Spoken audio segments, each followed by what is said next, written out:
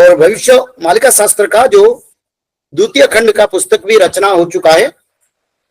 अगले महीने के 10-12 तारीख तक वो भी सभी भक्तों के लिए उपलब्ध होगा।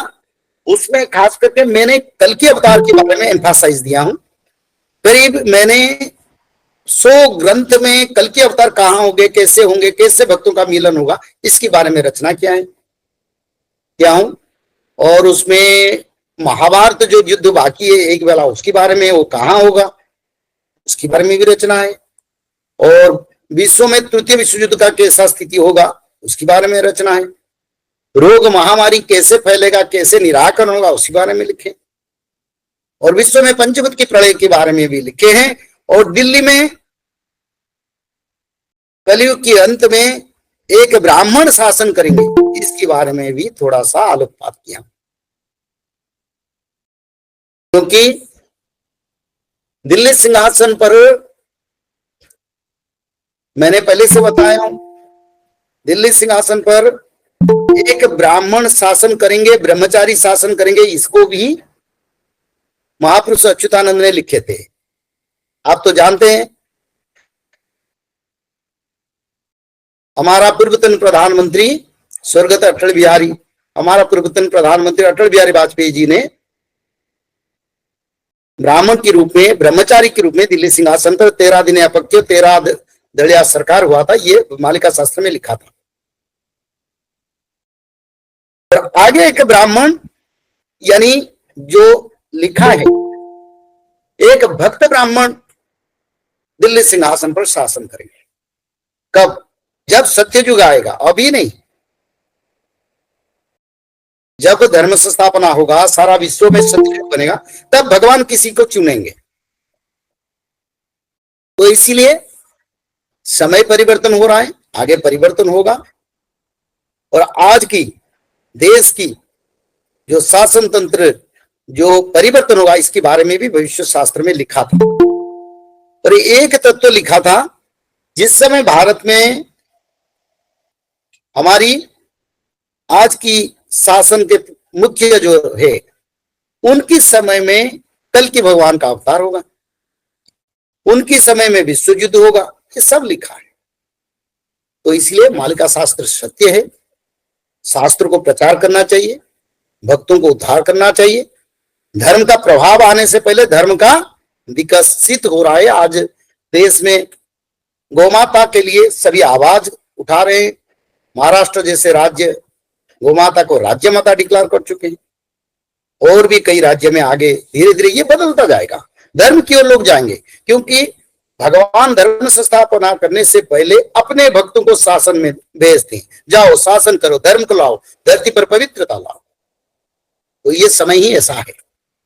और जरूर परिवर्तन होगा, बहुत कुछ परिवर्तन होगा, और साइक्लोनिक परिवर्तन भी होगा, जिस समय सभी लोग धर्म की ओर आएंगे। तो इसीलिए आप लोग भी समय को इंतजार करें, कर्म भी करें, धर्म को जो मैं कहता हूं उसको अनुसरण करें, इसमें आप लोगों का कल्याण होगा। और समय आएगा सभी धर्म, सभी मजहब लोग भी त्रिकाल संध्या करेंगे और भगवान के शरण में रहेंगे, और सत्य युग को निर्माण के लिए भक्त लोग आगे आके मिलकर कार्य करेंगे। इतिहास में जो महाकुंभ हुआ, इतने अच्छा महाकुंभ सारा विश्व में हमारा जीवन भर नहीं दिखा था। सभी व्यवस्था, सभी सुविधा, लोगों का क्या मनबल और धर्म के प्रति क्या लोगों का मनोभाव, ये सारा विश्व में सनातन धर्म क्या, इस कुंभ से हमको प्रमाण मिला है। इसलिए मिला है सत्य युग आने के लिए, ये पहले से संकेत है। तो इसलिए आगे कलियुग से सत्ययुग बन जाएगा। जैसे हवा बहता है, जैसे ऐसे एक स्वतंत्र प्रभाव आएगा, हवा बहेगा, जिसमें लोग धर्म की ओर आएंगे। और कुछ ही समय में, 1-2 साल में सारा विश्व में लोग एकत्रीकरण हो जाएंगे धर्म का कार्य के लिए, और त्रिकाल संध्या को भी अपना लेंगे। और उसका बाद फिर सत्ययुग भगवान बनाएंगे, भक्तों को अधिकार देंगे, और सारा विश्व में राम राज्य होगा, भारत में भी राम राज्य होगा। आधारशिला तो अभी पड़ गया है, आगे उसको प्रभु लेके जाएंगे। और भगवान रामचंद्र का जो क्षेत्र बना अयोध्या में, ये राम राज्य आने का आगमन का संकेत है। तो इसलिए समय अभी भी अच्छा है, सारा विश्व में नहीं, भारत में, और आगे भी भारत में और अच्छा होगा। और विश्व में जो लोग, जो देश भारत के विरोध या भारत को सही तरह से नहीं समझें, आगे भारत को विश्व गुरु के रूप में वो मान्यता देंगे, सम्मान भी देंगे, और धर्म प्रतिष्ठा होगा, सनातन का रक्षा होगा, गौ माता का रक्षा होगा, और वेद का रक्षा होगा, और धरती पर भारत का विश्व गुरु बनेगा। इस समय आ रहा है, तो समय को इंतजार तो करते हैं, पर एक समय के साथ हम सत्ययुग को चल जाएंगे। हमारे हाथ में 7-8 साल या 10 साल ज्यादा से ज्यादा। तो समय को समझे, कर्म करें।